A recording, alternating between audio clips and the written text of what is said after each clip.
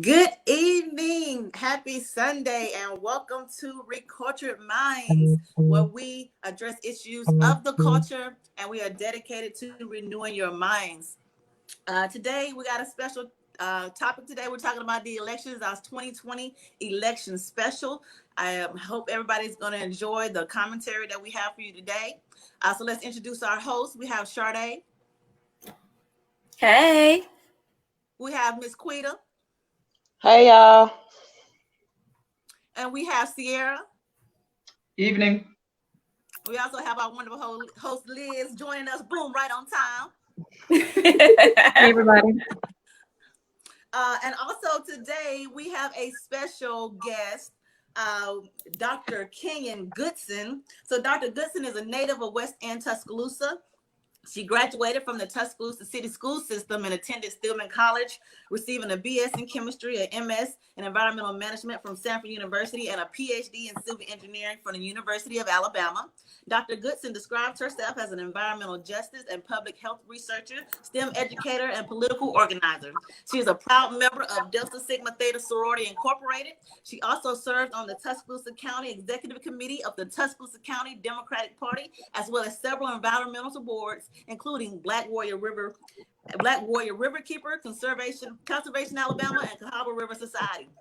She coins herself as an educator and an advocate who empowers others to find their own voices through knowledge. So let's welcome Dr. Kenya Goodson.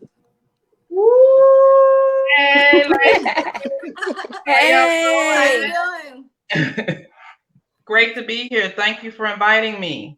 All right, we have a great commentary in store for you all today. Also, we will be opening the live for audience members to be able to call in, voice, audio, visual, however you want to call in to ask your questions, to input your commentary on anything you might hear today, anything that we're talking about or that you haven't heard that you just want to chime in on. So without further ado, let's kind of get started. And Dr. Goodson, we're going to kind of direct a lot of stuff to you since you are you're a good advocate for the Democratic Party. You know a lot about what's going on with this election. So can you really just describe in your terms the current climate and why this current election is so big right now?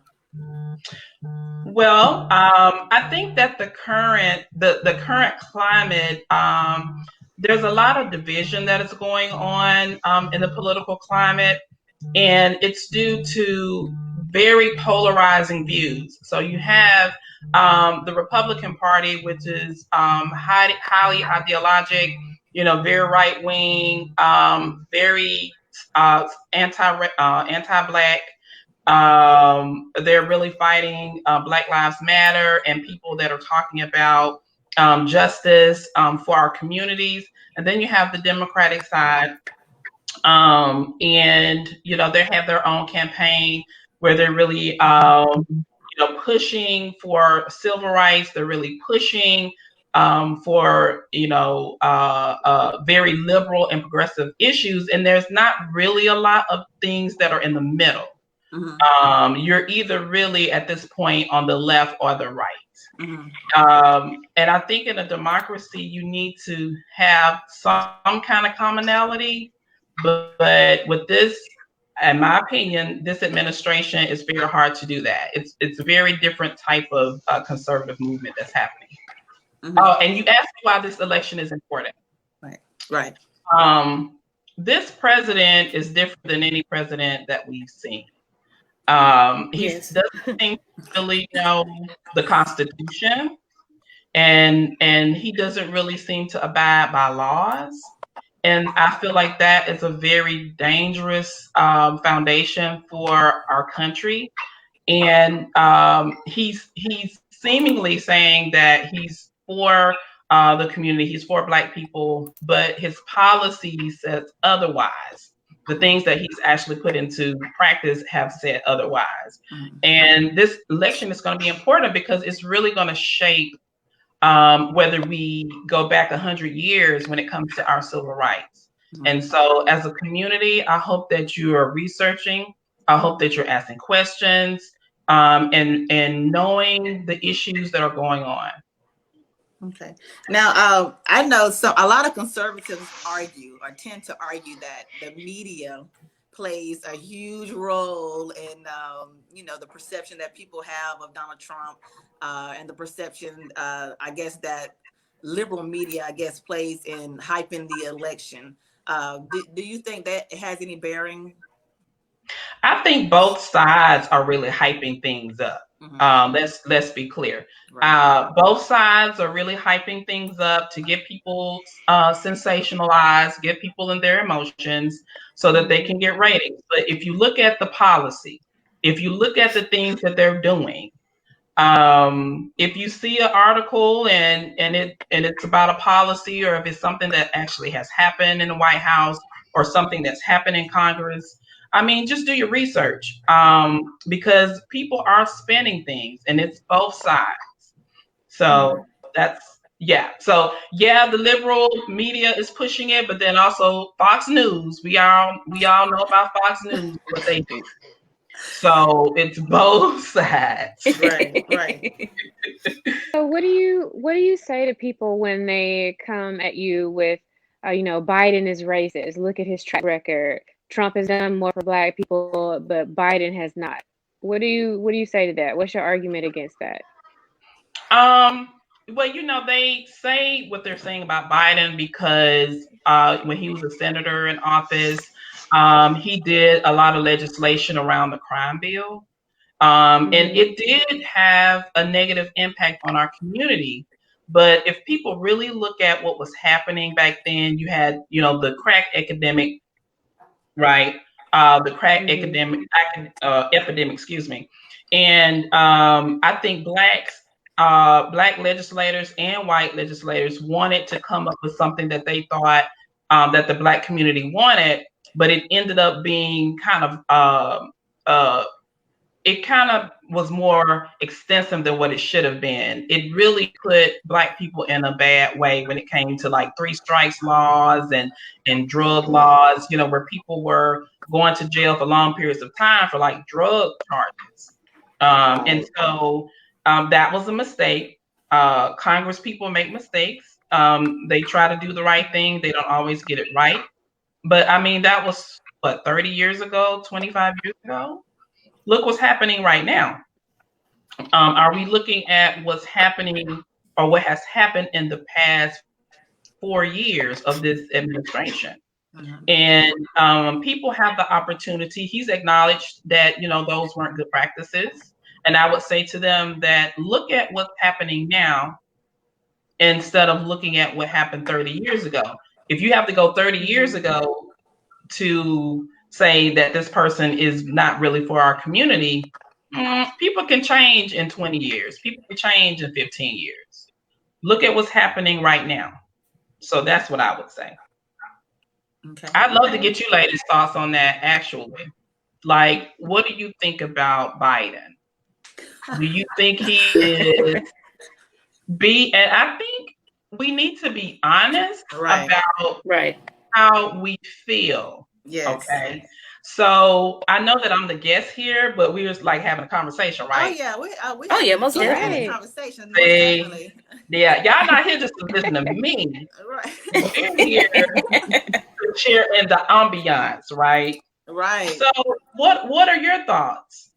I think for me, personally, I don't care for Biden. I understand what is going on in the country as far as the motive to remove the current administration. But Biden, I feel like, first of all, he's been in the political realm for a long time. And I feel like that is a little bit dangerous considering the amount of change we have gone through as a country, as a nation, in that amount of time. He's literally been there when they were comfortable saying the N-word, and when they were comfortable, discussing segregation, and when they were comfortable discussing a lot of the discrimination against, Black people. So, not saying that people can't change, but we all know that change is a process. And it definitely doesn't happen overnight. It doesn't happen within a couple of years when you've kind of been raised that way, or when you have that mindset. And, while I understand that, he probably does have policies that could be beneficial. I just feel like, as on a personal level, he doesn't quite relate to where we are currently as a country and as a people. And it's, I just, it's kind of like, this is the best candidate we found. I think that is kind of like where I stand on the situation. Like, this is it. But that's my view on it. And I kind of agree with Whitney as well. I feel like, to me, with this political election, this is probably one of the craziest ones yet. I don't know what's to come in the future, but I definitely agree with Whitney as far as like, is this the best we can do? Like, are we really settling for this right here? And kind of piggybacking off of what you said, Dr. Kenya, as well as Whitney, I feel like, a lot of us in the Black community are looking at the clemency with Trump, and then also, with Biden's previous policies, with how he had a lot of the Black community, going to prison and stuff with the prison reform. So I'm not a big political person. I want to put that out there. But as far as like just looking at these candidates, I'm really not for either one of them. I really feel like Biden, like Whitney said, he just doesn't relate to us. So, however, I'll put it out there. I think we could do better than having Trump for another 4 years. Amen. That's understood. Yeah. Anyone else? I mean, me personally, I've only voted one time in my entire life, and after I did that, felt like it was pointless. I mean, I know how the electoral college works and, popular vote and all that. But I mean, as a believer, in the Bible, I really just don't feel that it's for me to vote because of my personal beliefs. So I could care less who is running for president right now, because I mean, my whole thing is, if you don't choose the noose, you can't hang me with it. So I'm just here for it. What happens happens. After November 3rd, I'm still gonna be sitting right here, living my life, doing my job. So I could, I'm just not. I'm unbiased. I'm unbothered when it comes to it. Okay. What about you? Is it Quita? Yes, ma'am. Okay. Are you? Can't hear you, Quita. Can you hear me now? Yeah. Mm-hmm. Okay. So I kind of relate to what Liz said, and I can relate to Whitney and Sade as well, because me personally, I don't see like neither candidates like actually working with our community. So with that alone, that'll kind of make it hard for me to make a decision, like who to choose or whatever. But I definitely think that it's important that everyone does go out and vote, because it is a big deal with everything that's going on in the country right now. This is worse. I mean, this is bad enough. We don't want to see it to get worse. So I just encourage everybody to vote. Okay. Sierra. Well, pretty much everyone who has spoke before me has had some something that I agree with, a little something that everybody said. But me personally, honestly, I'm not with either one of the candidates. Okay, that's my personal opinion. I was asked a question: whether do you want the wolf or the wolf in sheep's clothing? Okay, I've heard that question a couple of times, and my answer kind of drew some eyebrows and those type of things. So I'm just gonna say it like this, in my opinion, you already got the wolf, what I'm saying, which is your boy, and then they are stipulating as far as Biden being the wolf in sheep's clothing. Okay. Well, number one, let's go back to the last 4 years and what we have seen in the last 4 years, not even policies or the things, but the things that he represents and how people have taken what he represents and how it has spilled out into these communities. Right. You know what I mean? Or you can have Mr. Biden and he could be, Mr., come here a little bit, whatever. He could be the person that gets up there and then takes everything that we thought he was going to do and he can flush it down the toilet, and whatever. But me personally, I've already seen what we've had for the last 4 years with Trump, and me, I am praying and hoping for something different. You know what I'm saying? Something a lot different, because I've seen people's attitudes, and how they have taken literal, what President Trump has said, and how they have taken it and brought it to my job. You know what I mean? Not only brought it to my job, but, brought it to me just, having a casual walk down the street. Me and one of my coworkers working out, having that walk down the street, or having it at somebody else's job, or the way someone else treats me according to, what they believe and that thing. I don't personally care what you believe. I'm going to respect you if you, I'm going to give you respect, even though you don't give me respect, and I would like for that to be, to have that back. But, we definitely ain't there.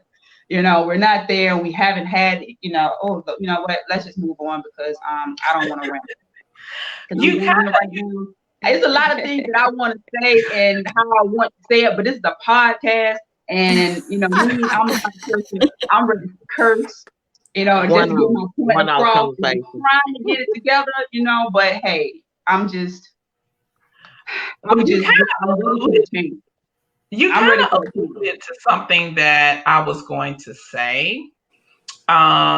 So you talked about Biden could flush all of this down the toilet and can say, you know what, I said all that stuff that I was going to do for y'all, but I don't know, I ain't really mean that. And what our community has to learn how to do, and I had to learn how to do this myself. People are not going to do what they're supposed to do on their own. Right. So not only do you have to cast your ballot, you also have to hold these people accountable after the elections for what they say they're going to do. That's Trump or Biden. Right. Because Trump, he acts like he's only the president of his base, but the truth of the matter, he's the president of the United States, as bad as we don't want to say that. And so he works for us. He doesn't think that, in my opinion, but he works for us. And so we have the power in being able to write our Congress people. We can schedule meetings with them to lobby for legislation that we feel like our community needs to have. And so we have to do that in addition to just casting your vote. Casting your vote is only the beginning of the process to make your voice heard. I know that you guys have a schedule, but I want to speak real quick.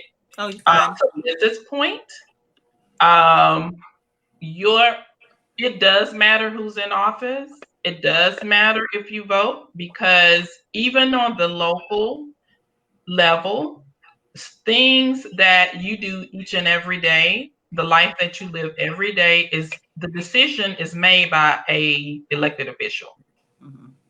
So not telling you what to do or telling you how to feel, I'm not doing that. But I would encourage you to look at just the local elections and look and see what these people do. They affect you. Building roads, DAs, who goes to jail. I could speak to a lot of stuff that I've seen in Tuscaloosa. Right. Where you have certain people who go to jail and get longer sentences than other folks. You see what I'm talking about? Right. They make those decisions. Right. And so we have to look at local, state, and federal offices. So, and I agree, Dr. Goodson. I think, part of the disconnect for people is that things have been one way for so long, and even despite who's in office, those people or that demographic, and particularly the people in the Black community, have been dealing with issues for so long. And it seems like no matter who's in charge, those issues continue to persist. And I think people kind of feel downtrodden a bit. And it's like, what's the point? People kind of get to an idea of, well, what's the point of voting? Because as Elizabeth was pointing out, November the 4th, my life's still going to be the same. Rent's still going to be due. I'm still going to have to go to work. I'm still going to have to deal with whatever issues that I have to deal with. So it kind of like, it doesn't matter who's in charge on a presidential level. My life on my personal level is kind of going to be the same. And I think people kind of take that idea, not really thinking foresight in the future or thinking to the level that you've been mentioning about the roads and the criminal justice system and all that, because we kind of work on a selfish, personal, idea. We don't really think about the macro part of it, So I think if things are not really explained either. A lot of people are not really educated on this stuff, and that's another part of it also. We're not really educated in how the laws affect us, and a lot of people are just told to vote and don't really understand what exactly they're voting for. And we have a part. I didn't mean to cut off with it. We, as people who represent these parties, have a part to play in educating the community, and we have not done a good job. And another thing that we need to do is we don't need to focus just on voter registration and stuff during presidential elections. Right. Now, and I have been a critic of the Democratic Party in some regards, and the things that I see is that they wait, to me, this is my observation, they wait until the presidential elections to try to motivate our community, the African American community, to vote for them. Right. And you should be working in the community all the time. And I think, and that is true, and that is one argument people bring up all the time. It's like, oh, now you care. Now that you need a president, you care. And I don't think the party. I don't know if the party is even aware that works against them. That people recognize this, So I just think that once people really get an understanding of how this works and kind of get out of the mindset that we're in, because it is a defeatist mindset. It's like there's people in control, and it doesn't really matter what we do. Those people are gonna maintain that control. So we have some ways to go. Look, I'm gonna be the one to tell them. Oh, go ahead. I'm sorry. What were you gonna say? Oh, I'm sorry. I was going to say, I do understand, the voting process and the presidential election versus the local government. And I do feel like if you are going to vote, you vote for the local government. Vote for those, those laws and propositions that come out, the things that affect your community. But as far as like this presidential election, that's where I kind of draw the line, where it's like there is no point for me personally, because is whoever's in charge, that administration is going to trickle down, but at the same time you're going to have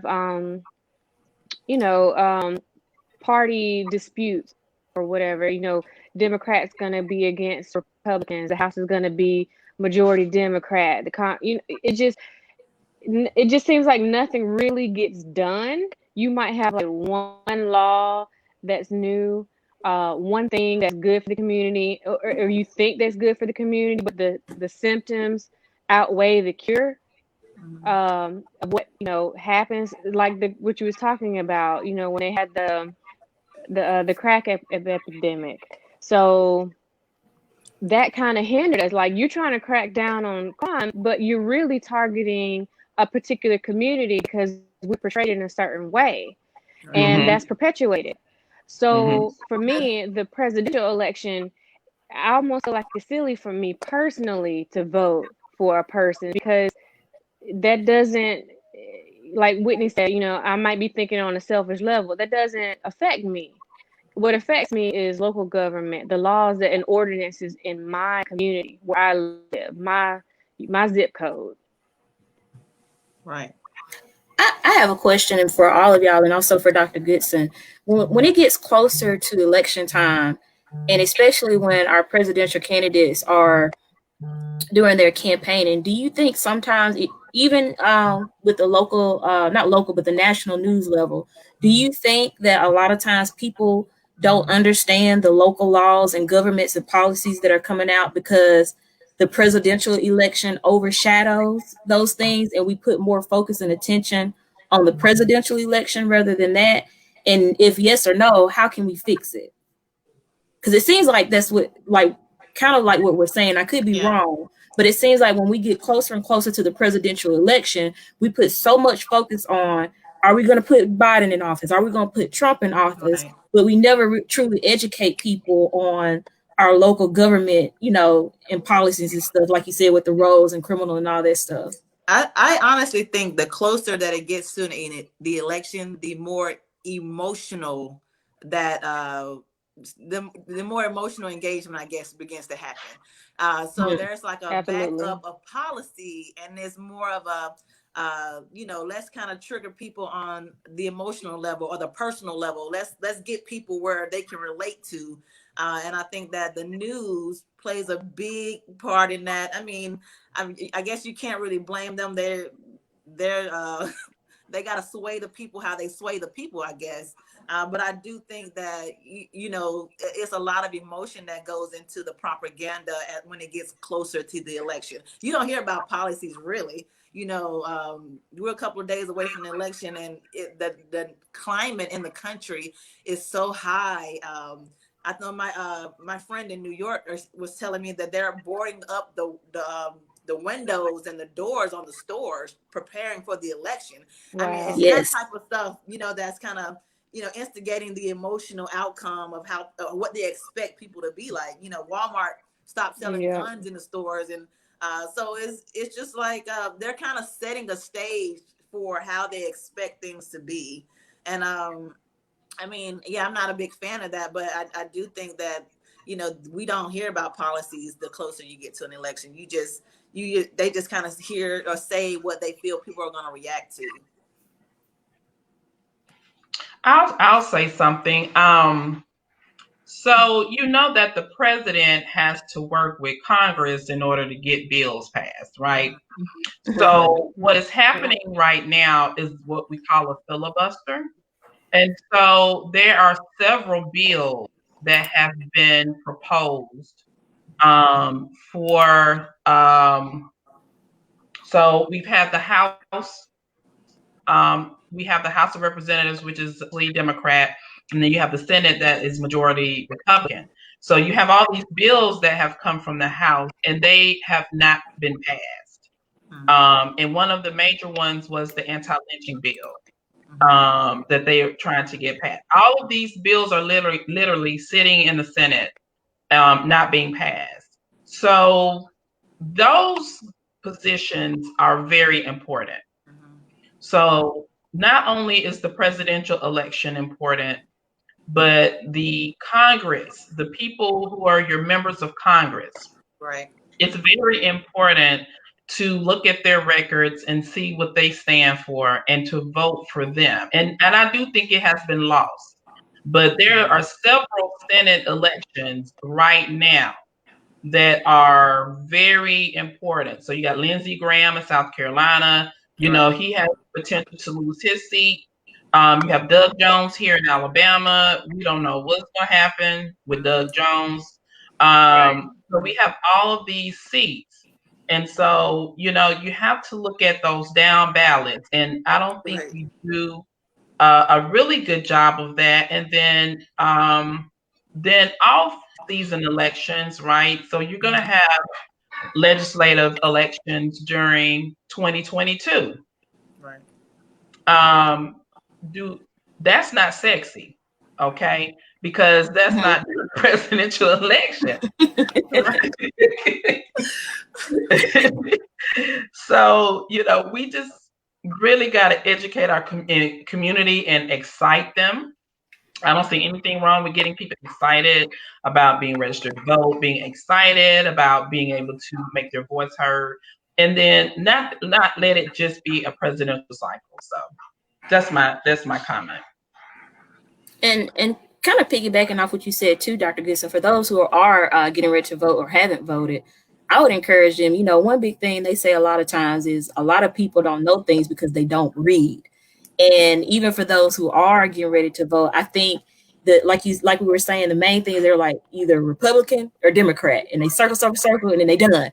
But before you make a choice, actually read what you're making a choice on, because like you said, especially when it comes down to the local things, those things can directly affect you. So take your time and actually read what you're voting for, rather than just focusing primarily on, not saying, don't focus on it, but I'm just trying to encourage people to read before you make a decision, so that you can educate. And read up on those amendments. I was going to say that too, Sade. Right. A lot of times, that language that they give about the amendments is not understandable to a lot of people. So there are resources online. There are resources outside of in other areas of. There are resources that you can find out what exactly those amendments mean and what exactly you're voting for. And I encourage people, if you don't know, if you haven't voted already, you can go online and look up there just to see what amendments are on the ballot for your state, to know what exactly you're voting for, to know what exactly it means, because it can be extremely confusing. And sometimes people get into the habit of just marking yes or no just to fill the ballot and don't even know what they're marking yes or no about. Right.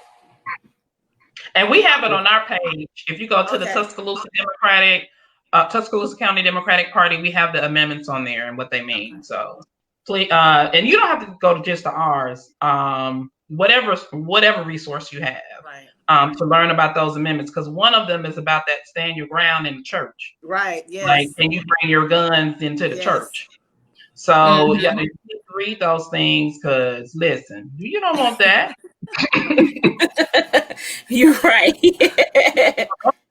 And unless they security and they trying to protect some, they need to be outside. You know what I'm saying? Like, right.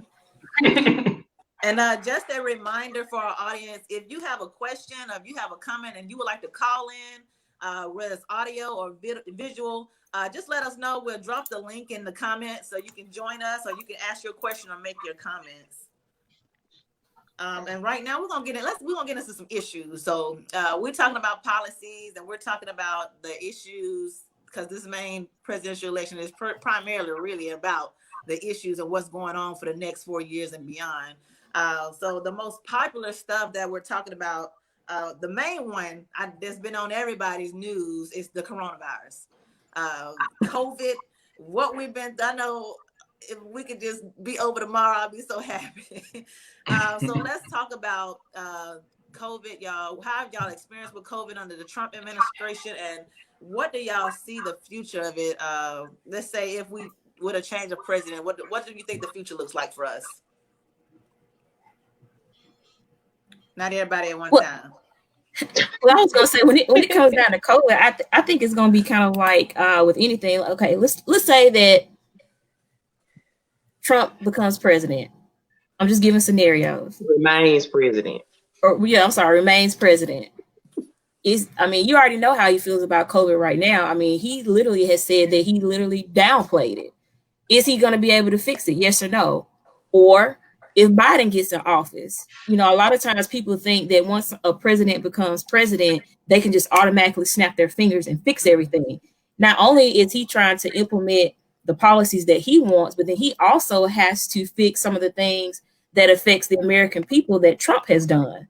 So I don't think it's just going to be either candidate. Well, let me rephrase it. I don't think it's just going to be like, if Biden does become president, he's just going to walk in and COVID is just going to be fixed with the snap of a finger. Right. I mean, there's a lot of things that have got to take place for this country to become better when it comes down to COVID, a vaccine, the way that the hospitals have been operating, having enough equipment and resources for people, across all of the United States. So that's my thoughts on it. Can I speak to that from a state level? Mm-hmm. Mm-hmm. So that they don't have Medicaid or I always get them mixed up. Medicaid, Medicare expansion, the expansion that President Obama put in office, where you have health care through, I think it's Medicaid, through the government, like they had funding for that. So we don't have that in the state of Alabama. And there are a lot of rural hospitals that have closed down in the state. What are these people doing if they've been exposed to COVID? Right. Where are they going to the hospital? I can speak from that on a personal level. Just like my husband, he's from Hale County. There is in Greensboro, to be exact. When you get into Greensboro, there is one little bitty hospital down there. And, if something major happens, those people have to travel all the way to Tuscaloosa just to get health care that they need or emergency services. And so just like what you were saying, a lot of people don't have those healthcare services in rural areas like Hill County. I think Greene County is another one, which would be like Demopolis, Utah area. I'm trying to think of another rural area close by, possibly Aliceville, that's Pickens County. Mm-hmm. Those are like some of your rural areas that's close by Tuscaloosa that are greatly affected by these things. Right. Who's responsible for that? So, that's the governor. She has to do the expansion. And they have been trying to get her to do that for a long time. And they're still doing that. And Senator Jones had really been pushing her to give that expansion to the state, because you have all these rural hospitals that are being closed down. So imagine having a COVID outbreak and you don't even have a hospital. How many people have COVID? I mean, I don't know this for sure. How many people in the rural communities have COVID and can't go to the hospital? So, I mean, that's the kind of stuff. I mean, yeah. Think about it. Yeah. Definitely. Do y'all think it's gonna be a big change if Biden gets in office? With COVID? Yes. I mean, think it already been. be, Go ahead, Quita. I think it will be simple because just watching the debate, and after the debate's over with, Biden putting his mask on. His wife walk up there, she got her mask on. The first two debates they had, I didn't see Trump or his wife with a mask, and then afterwards they contracted COVID, so they say, or whatever the case may be. So I like from that standpoint right there, that make me feel like Biden would take it more serious because he's actually displaying wearing his mask versus Trump. But I know it's more to it than that, but I'm just saying, like, I think he would take it more serious. Okay. Look at the health care. That's going to be the question. Trump has said since he's been in office that he was gonna repeal Obamacare, repeal ACA, repeal Obamacare. I'm gonna have this nice health care plan, this sexy health care plan for y'all. And we don't have no health care plan. Biden has the policy for the health care, and he acknowledges the disproportionately amount of people, I ain't gonna say people of color, I'm gonna say Black folks, that have gotten COVID.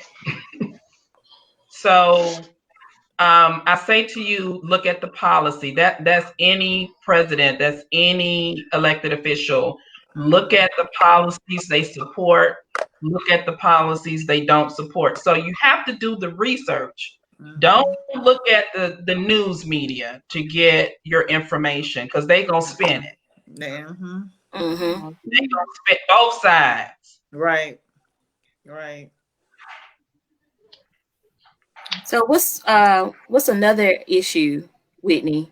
Another issue. Another big issue, because the news has been pumping us with the high profile issues. So we got racial injustice and police reform. And we know right now how the current administration feels regarding police reform. And I think Biden is for some reform. I'm not really sure of his policies. If you can go into a little bit of detail, Dr. Goodson, that would be helpful. Yeah, I actually wrote some stuff down from his website. So y'all don't mind me looking at my phone. No. Yeah, y'all real laid back. I love that. You hear me? I love that. So I'm gonna scroll down to what he says about policing, because he does talk about all of this in his Lift Every Voice plan. So that's what he names it. And he talks about a lot of different issues around our community. It's just a matter of getting him to do it once he gets in office. Right.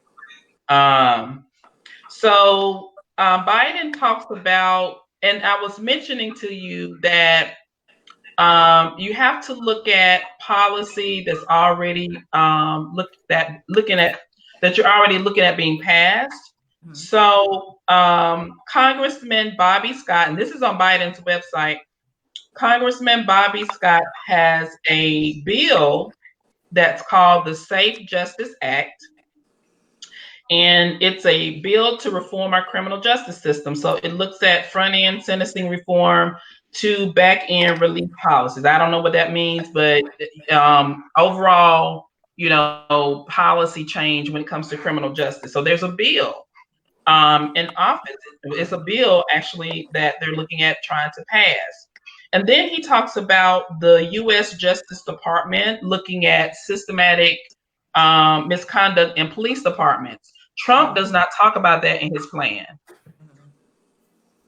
Yeah, a lot He of does not conservatives talk believe about there is anything no around. systemic racism. He That's doesn't the talk about tone. any of it.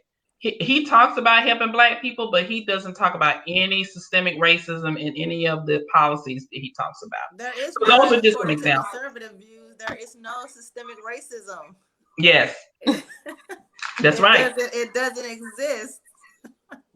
That's right. That's a big difference, y'all. It is, yeah. Yeah. So I have one issue. How do you think things may change far as with, and I know we kind of touched on this, but the gun violence and stand your ground? Do you think, hey, take a deep breath, because I'm curious to know, regardless if Trump remains or if Biden comes in, how is that going to affect the United States and then also us as a Black community? That's a good question. I didn't see a lot in Biden's plan about gun reform. I didn't see it. I mean, I looked, and it may be in there, hidden in there somewhere, but I didn't see it.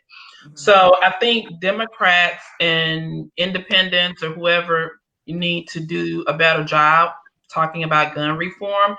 There's a lot of organizations that advocate for that. And so it's just a matter of advocating for gun safety, making sure that, certain people don't have access to guns, making sure that you have more like rules when it comes to it. Not saying you can't have your gun, but just make sure that, you're abiding by the rules. And yet you're trained properly. Yeah, I think that's a major one. Just Right. proper handling of a firearm. I mean, that goes a long way. I don't think people really understand. With Alabama being an open carry, most of us have seen a gun or been around a gun all of our life. Right.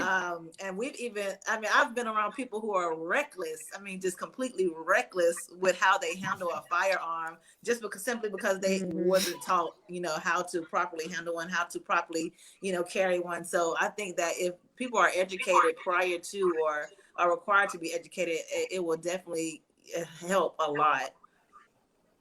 Have you guys been paying attention to all of the guns that's been stolen in Tuscaloosa? People have been going into people's cars stealing guns out of their car. Right. So if you look at the local, should people be held responsible for these folks getting these guns and using them? They're stealing them out your car.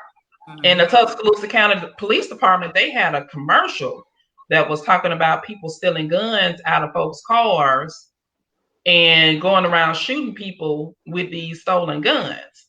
So who is liable for that? Is the gun owner liable for those people taking those guns and shooting people or robbing or whatever they're doing?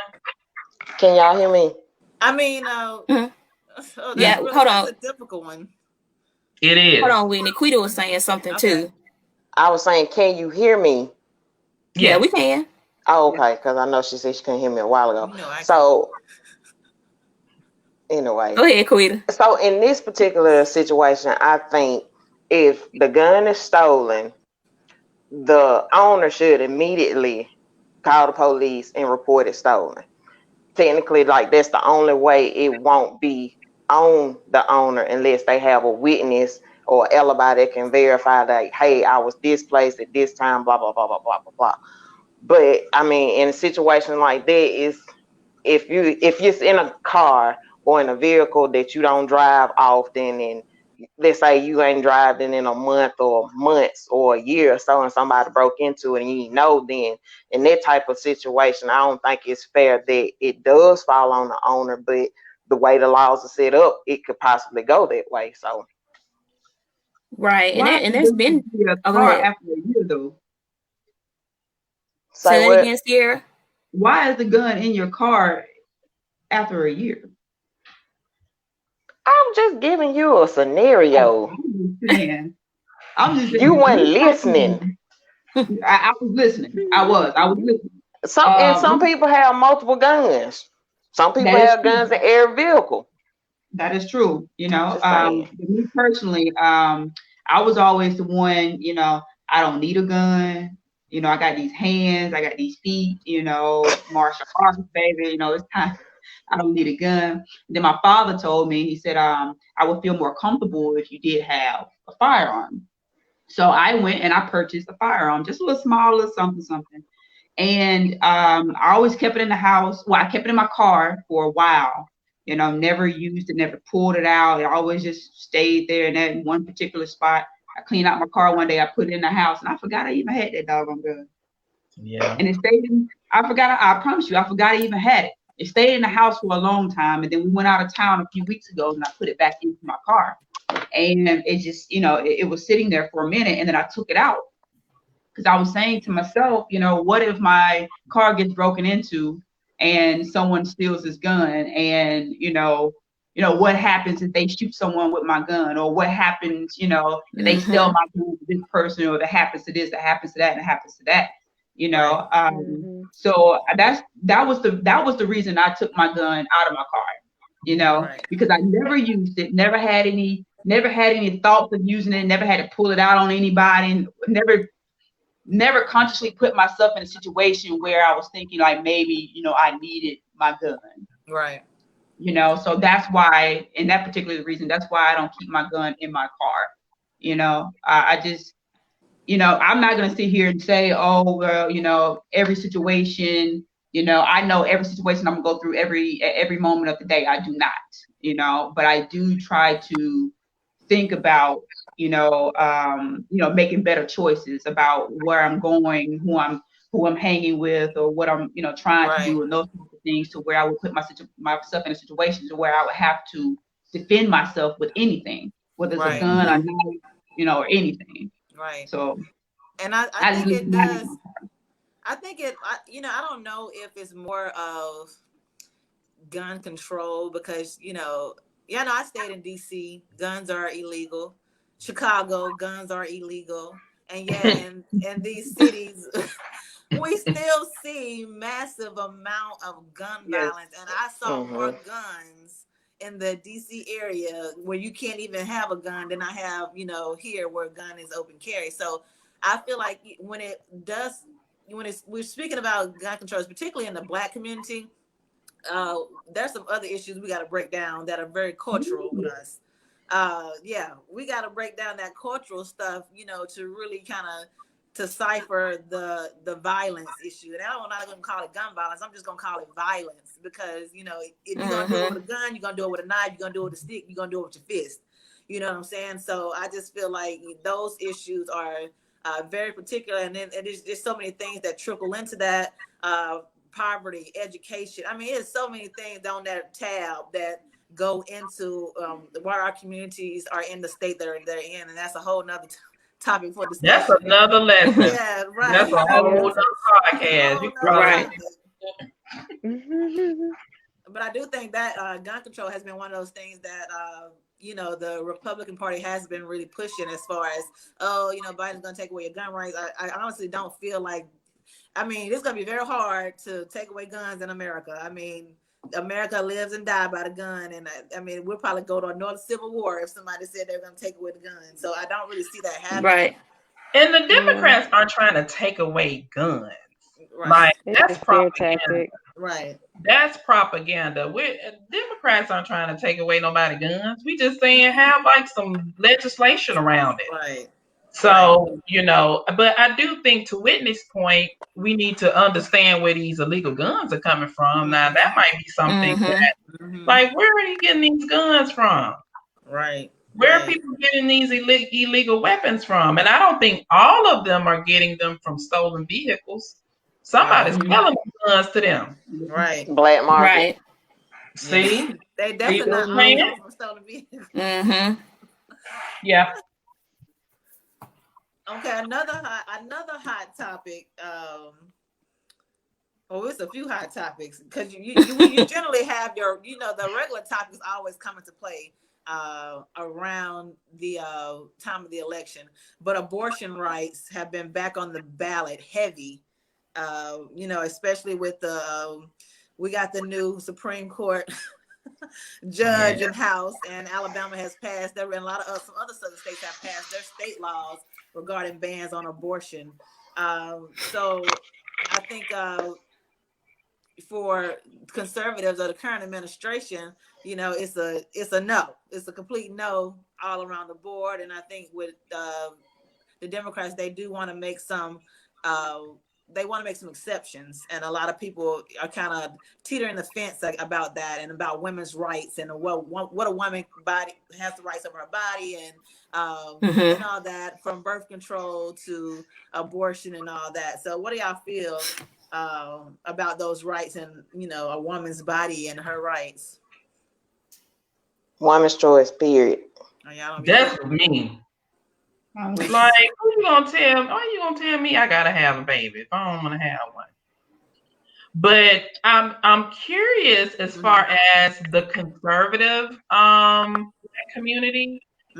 People who are really very religious, and they have very conservative points. I'm a liberal, right? I might be half heathen. No, I'm just playing. Well, no, I don't think I'm half either, but I have very progressive progressive views. So, how does our conservative African American population feel about abortion? Because I can tell you a lot of them are anti-abortion. Right. I am.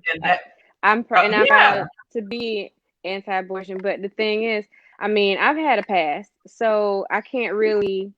My thing is, I can't judge what another woman does. My personal belief is that if you're living the correct way, you're not gonna fall into the entrapment of fornication anyway, so that wouldn't even be a problem. But I do agree of medical intervention when it comes to a woman's health and a baby's health, especially when it's threatening her life. That is different. But if you just lay down with somebody and you just don't want the child now, I can't agree to that. As what an about adult, rape or incest? Right today. I think she was saying with the rape or incest too, right? Yes, I asked her about that. I don't agree, with that. But as far as just as a plan B, I'm gonna live my life and do me, and I'm gonna be great, and now the consequences, you don't want to reap what you sow. I have a problem with that personally. I would not live by that. However, it's not for me to judge another person for what they do. I'm not gonna hate you because you had to do something that you felt you needed to do. But me personally, I'm not gonna do it. Right. Now, so some people. Oh, I'm sorry. I was gonna say some people just believe in that your life begins when when you're pregnant, that that's a life, and that some people believe that. Right. And I told y'all this, how I feel. I'm one of those people who just kind of feel like people should be able to make whatever decisions they want to make. I feel like there's too many gray areas in the world for us to be trying to tell women in particular, what to do. And then when it comes to abortion, I feel like people fight so hard for this baby in the womb. But then when this baby is born and the mother can't support the child, she can't give the child what the child needs, and she's not being a fit mother, then she's dogged, she's called names, and then the child is suffering, or the child has to go to foster But isn't that where your legislation come into play? Like, shouldn't there be laws for support? If you're saying, you can't do that, and there should be something in place. Exactly. You can't say no, you can't do that, but then no, I'm not going to help you. Right. Exactly. That's not a good look. Right. And as a country, that's part of the issue, though. That's part of the issue. You're saying no, boom, can't do this, but then you're not providing any type of assistance, any type of aid, because stuff happens. I'm sorry, things happen. Stuff happens. This is a world. We're not perfect people. This is a world that's not perfect. This country's not perfect. We have a horrible, horrific history. You know what I'm saying? So for us to be trying to treat each other, as perfect beings, and as we all make perfect decisions, I think that's just unrealistic. And I feel like if you're gonna take away something from people, at least provide, like Liz said, some type of legislation, some type of assistance, so that we don't end up with some extreme poverty cases, or because all you gotta do is just talk about the person once the baby born. After they had a baby, then they come all types of names. So that's what I really don't agree with. And then people's like, oh, you can give the baby up for adoption. Well, how many people are in foster care? Can we talk about this? Yeah. Can we talk about this? People say that's a whole nother issue. Well, go get you one. Go adopt a child right now. I mean, I just don't. I feel like people just want to talk just to have an argument, but don't really understand what they're saying, because there are a lot of kids that don't have homes right now. There are a lot of kids who need a home, but you're too worried about somebody make a decision that they're not ready to make. They're not ready to have a child, and they making that decision for themselves, but you're too worried about that to understand that what's really on the other side of it. So that's my whole issue with it. And even what you were saying too, Whitney, a lot of times, like you said, people are so quick to be like, put the child in foster care, but let's look at who's in foster care. Look at who's taking care of these children, because a lot of times when these children go to these foster care or to the system or to these orphanage, they ain't the ones that's really for these child. They taking these children so they can get this check. These children are still to get the money, and these children are still being abused and hurt. Right. So molested. Exactly. So be careful how you say where a child should go. So I guess it goes back to what you were saying. If the mother is bringing this life, I know it takes two to make the one, but if a mother is bringing this child into the world, she should be able to make a decision, because she knows if she's going to be able to take care of this child or not. And I do understand where Liz is coming from as well, because I know there are different situations as far as women who have been raped or incest has happened. But there are situations where, there's a, what's the word I'm looking for? It's mutual or consensual intimacy or entanglement, as everybody's been saying. Carelessness. And, I think sometimes when those situations happens, women just don't want to own up to the situation. They become embarrassed or whatever the case may be. And true enough, a lot of women are not ready to take care of a child, and somebody could do better doing that. However, I'm just saying, when you do what you do, be responsible. And that's an education issue too, Sade. Yeah. I mean, like literally, there is about 1 week out of the month. There's 1 week out of the month that you are eligible to become pregnant. Yep. 1 week. 1 week. Yep. Everybody don't go by that though. Go get that patch. Go get that patch. They have millions of apps for that. Download the app, man. Tell you. Exactly. Right. I got the app. Download the app. Right, Clue.com, Clue.com. Because I know some people don't. I'm not a fan of birth control personally. When I was 18, I tried it for like a couple months. I got extremely depressed. So that was done for me. I was like, I'm done. I'm not doing it. And I've been tracking ever since. Like Sierra says, ask the app. You can track it. Hey, it works. It works. Right. It's about educating yourself, women, in particular, about your body, knowing your body, and then learning how to say, no, do, no. Not that day. Like, I feel like, as women, we can like give me about 4 days. Take some initiative, put some protection on. My goodness. But yeah, that's just one of those. Another education issue as well. I feel like a lot of issues that we have, though, as a community boils down to education. We have just have been lack thereof for so long. It's just a trickle down effect for generations and generations, passing down wrong information, passing down information that's not really helpful for us, mentality that's not helpful for us. And we're just in a process of breaking that generational curse, that generational mindset. And I feel like we're getting to it. We're flipping the switch. It just takes time, and it just takes a cumulative effort on all of our parts. But yeah, but in the meantime, back to the politics. All of these issues, all of these issues are centered around education. All education is not going to class and reading a book. It's talking to people that are experts. It's reading news articles. It's just, keeping yourself informed. about what's going on. And, our leaders, we definitely need to work on that. And that's something that I personally want to take on, even after the election, because regardless of who wins, we still need to be engaged. Right. Also, since we were talking about, issues, one of the main issues I know a lot of us are concerned about is the plan for Black America. Now everybody, what you got, the platinum plan, you got the platinum plan, and then you got the Lift Every Voice plan. And I think, with both sides, I've kind of heard the pros and the cons, I guess, with both sides.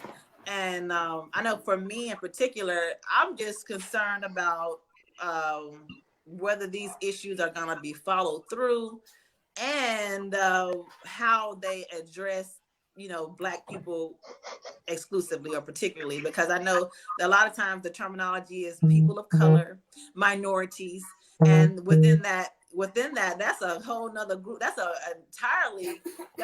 a lot of people.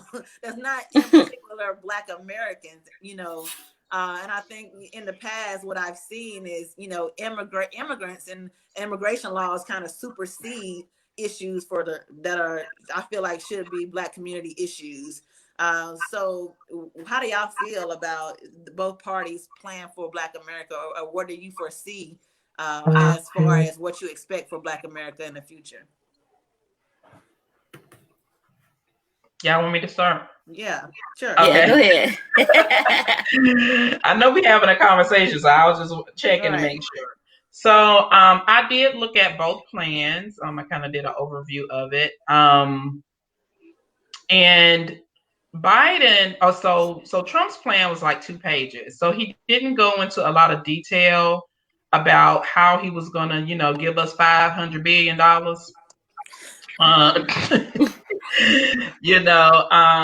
Just kind of an overview. Biden kind of went more deep. So he talked about legislation. He talked about the community. Now, Trump did some of this too. The Community Reinvestment Act. So there needs to be a lot of changes in our bank systems because our banks are very discriminatory. So both of them did talk about that, that policy. Biden just went more in detail when it came to some of the things that he said that he was going to do. Now, let me throw an outlier in here. Mm-hmm. I looked at Ice Cube's plan. The contract with Black America, because I was very interested to see what he wanted to bring to each party. Mm-hmm. A lot of what he said really aligned with what Biden was already saying, which I thought was good. A lot of the stuff that he said that wasn't in either plan, I liked. He talked about taking down Confederate monuments. And I think that we shouldn't have any Confederate monuments or anything that's racially charged in any kind of government office or anything like that. He talked about reparations. Now, I saw in Biden's plan that he supported a study on reparations. I did not know that, but I did see that in Biden's plan. And of course, Trump did not have that. Trump talked about getting more jobs for African Americans, 3 million jobs. Trump talked about helping Black people get more contracts. He didn't go into a lot of details as far as how he was going to do that. Some of the things that Trump was saying, because he said something about Black churches, helping Black churches get more federal contracts. Well, the church is a nonprofit. Right. So they're already eligible for certain federal contracts. They just can't put in any kind of religious affiliation in any of their programming. So, I think that might be something that's already happening. And so both of them had plans, but Trump's was not action-based, in my opinion. They just kind of gave an overview. Right. And I don't believe him because I believe Trump is a white supremacist. Because that was going to be my next question. Like, even though you mentioned that Trump's plan, has some policies that does deal with the Black community, is he really for, Black people? Is Biden really for the Black community? I don't believe him. And as far as Biden is, I don't believe Trump at all. But as far as Biden is concerned, there is a possibility that it was said to appease Black people. And then when they get in office and they're dealing with the Senate and they're dealing with the House of Representatives, and now we got this new Supreme Justice. We don't know what's going to happen with that. There is the possibility, like to Sierra's point, that this might get flushed down the toilet. And see, that's when we come in. Because it's really not about the president per se. It's really more about the policies and making sure that people do what we ask them to do. So Black people are going to have to be more proactive. Vocal. They said that they're going to.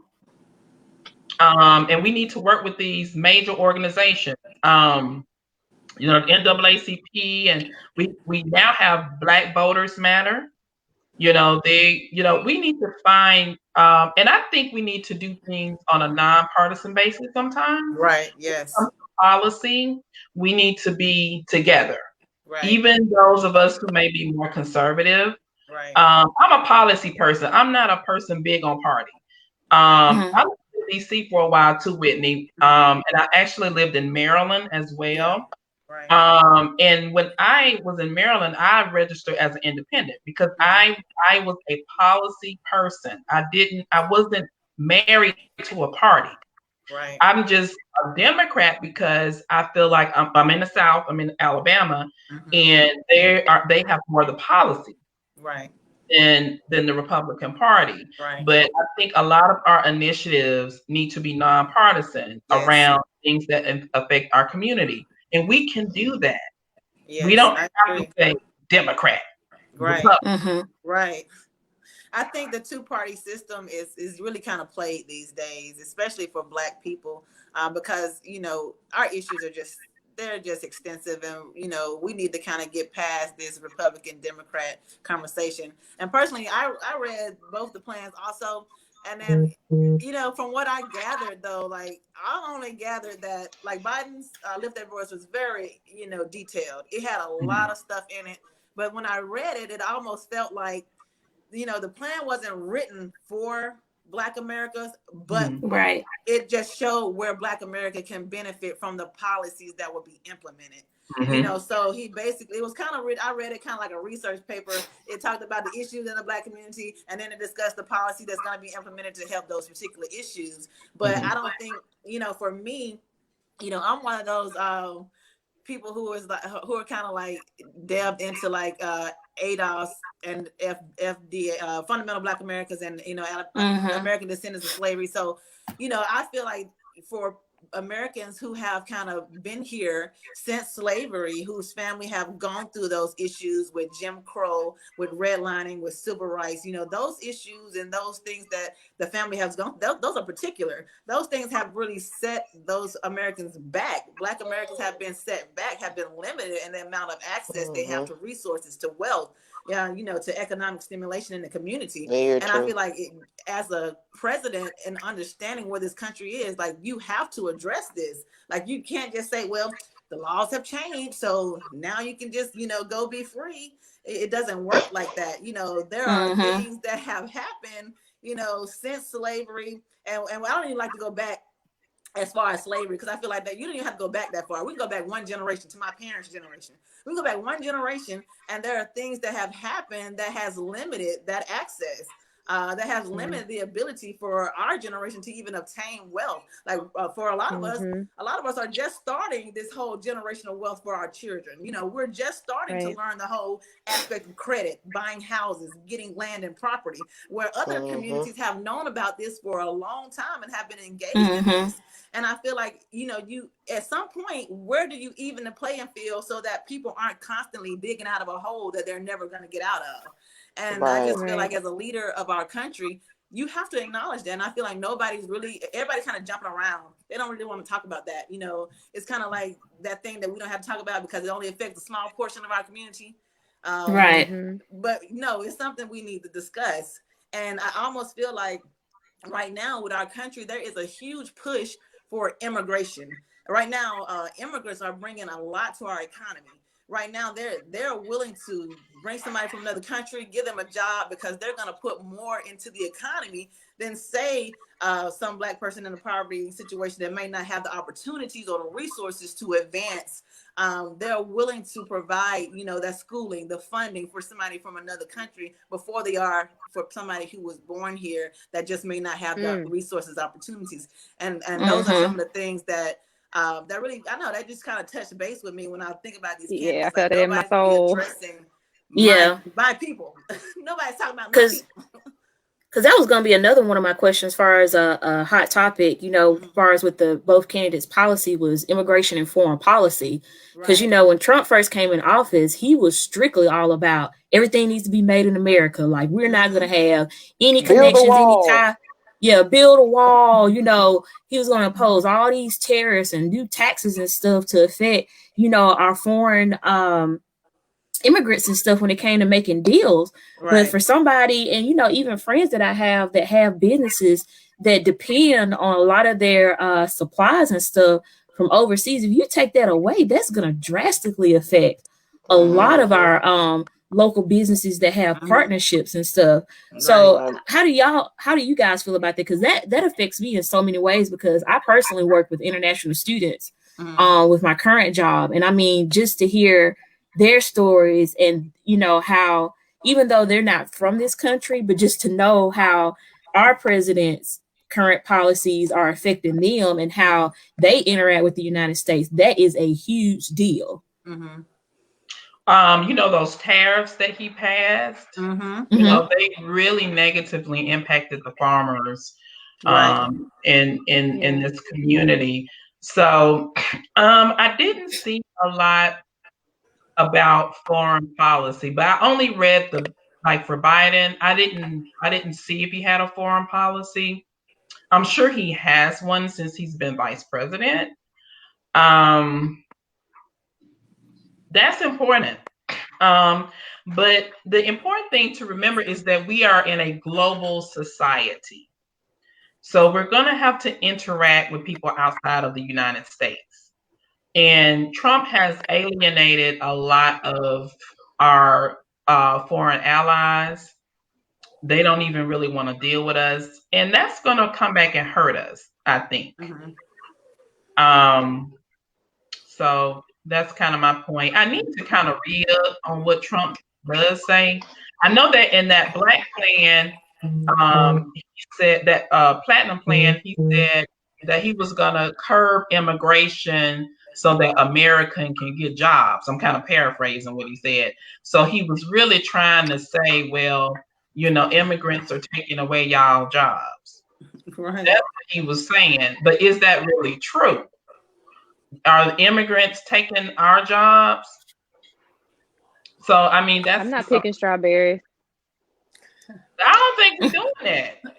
I really don't. But I mean, at the same time, on the same token, you have, conservatives like Trump and his administration who are nationalists, who do want to put the country first because we are, so heavily indebted to other countries that if they pull the plug on us, we're done. So, I don't know if Biden is a globalist, but I understand what you're saying. But the same token is like, how will that affect us if, well, actually, Trump he's like an enigma. I mean, you're a nationalist, but then you're poking and prodding at other countries. So they'll, what I'm saying? Like, are they going to retaliate against us? Like, what are you doing? So I really don't know, but he calls himself a nationalist, and most conservatives are. I don't know if Democrats are more globalist, but I'm not prepared to be under no one world order at this point. I know, we have to have certain treaties in place to keep the peace. We're not attacking each other, and that's important. But you can still do that and still put your country first. Your nation first. I think you can do both. Yeah. because we have a lot of domestic issues that get overlooked. And we're talking about Black issues today. Right. And that is definitely Right. one that has been left by the wayside. So, yeah. I do think wrapping up Black America, like I have like very strong feelings about my community. And I, sometimes I feel like, if there is a misconception for people who are not Black. And I say that not Black American. Let me just say that, because when we talk about immigration, there are a lot of Black people in the country that are not from America, or that could be first generation American whose parents are immigrants.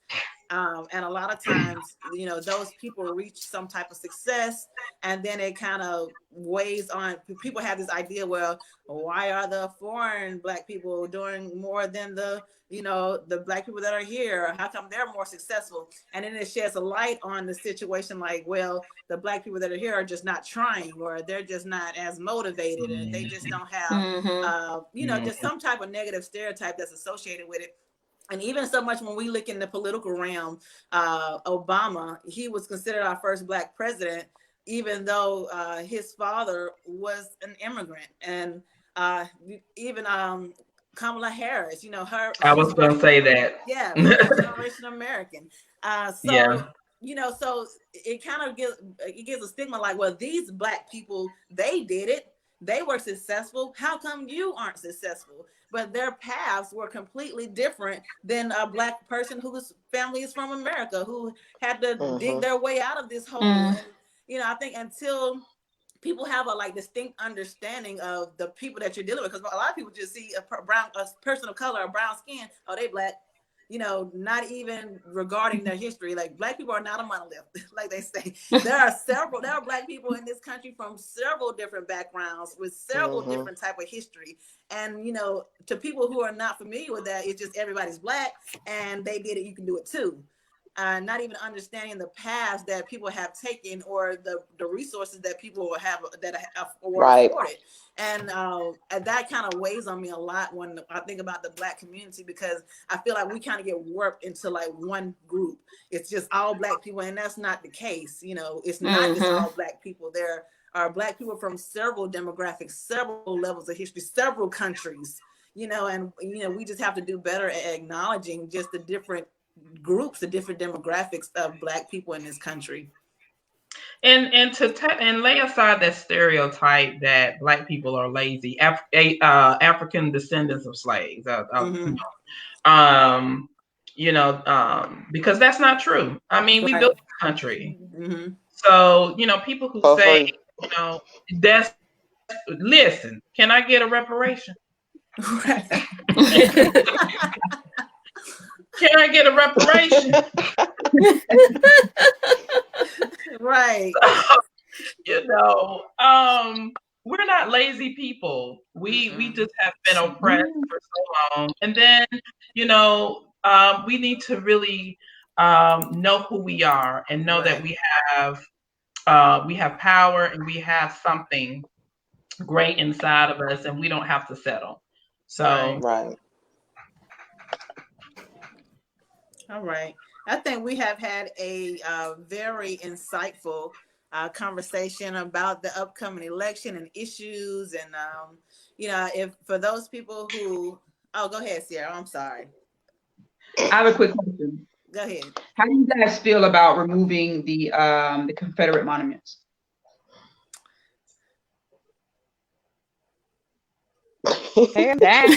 She gave a thumbs up. The reason I asked is because I know you brought it up, but we had a conversation. Me and an African American guy had a conversation about removing the Confederate monuments, and his argument was to leave them there because if you take them down, will us as an African American people, are we going to be responsible for teaching our young kids about these monuments and where we come from and things like that? Are we going to take that responsibility and teach our kids about these monuments and what they represented and things like that, if those kids can't see it right there in front of them? Are we teaching them now?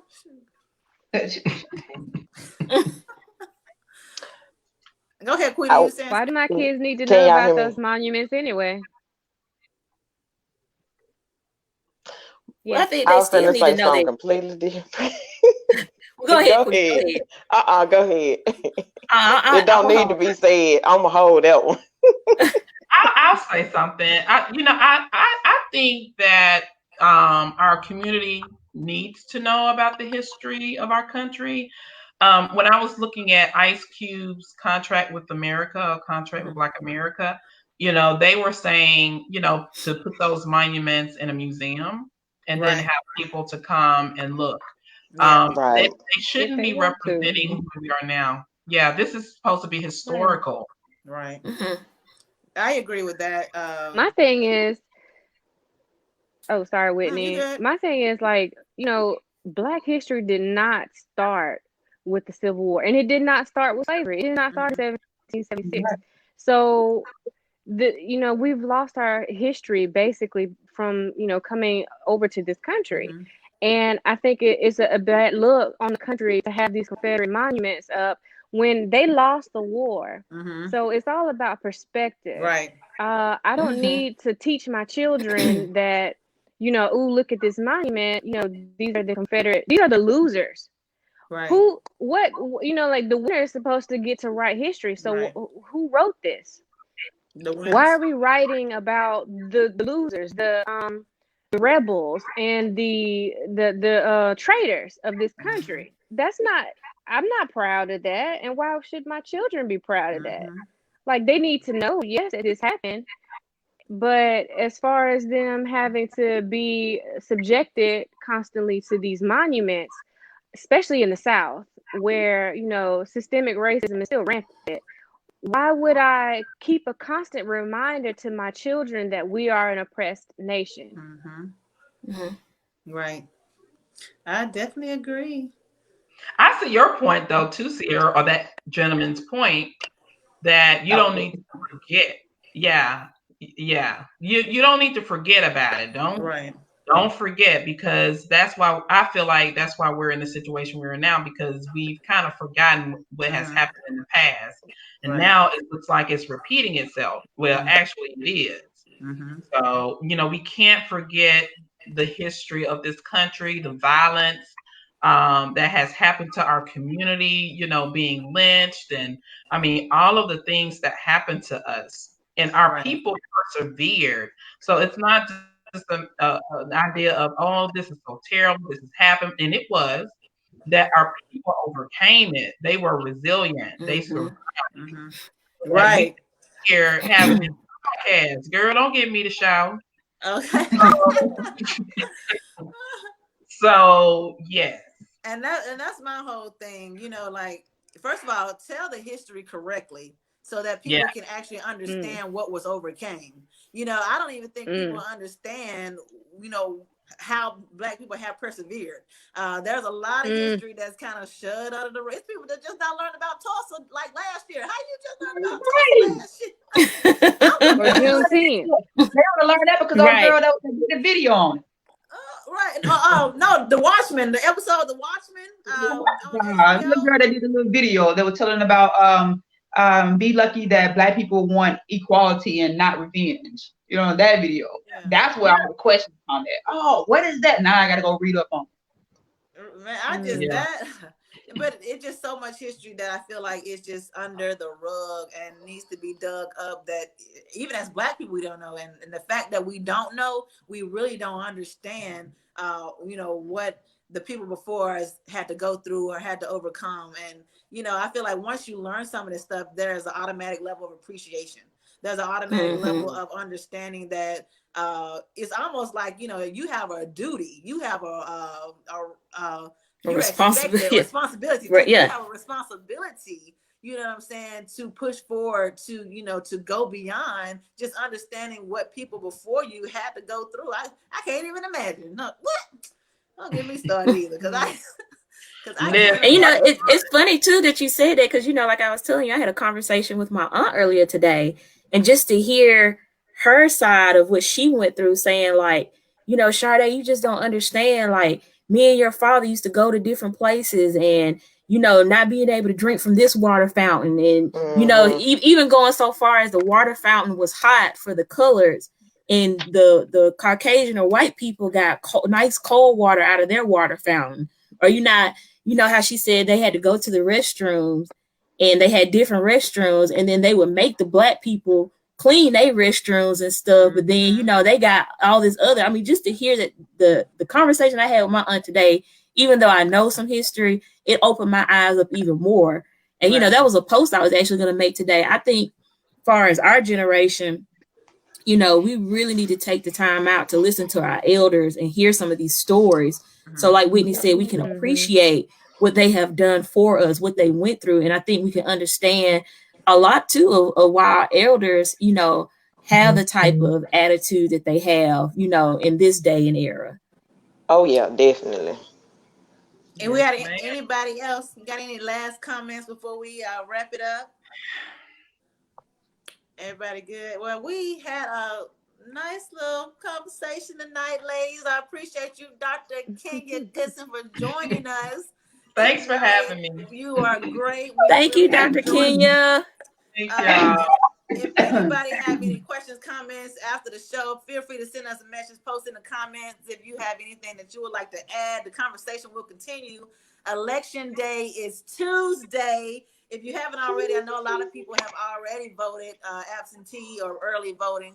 But if you haven't already, and hopefully we provided some insight for you to take to the polls, I encourage you to go look up some of the stuff that's going to be on the ballot that you're going to be voting for. Educate yourself so that you don't go in there blind, that you know what you're doing. And we'll see November 4th what it's going to look like for the next 4 years. So everybody got their fingers crossed. We'll see. It's gonna be very, very interesting, y'all. And to be honest with y'all, I'm so happy though when this is over with. I'm gonna be so happy when this is over with. Please be over. Yes. But without further ado, y'all, this has been Recultured Minds. We appreciate y'all. We love y'all so much. See y'all next time. Bye. Bye. Monkey.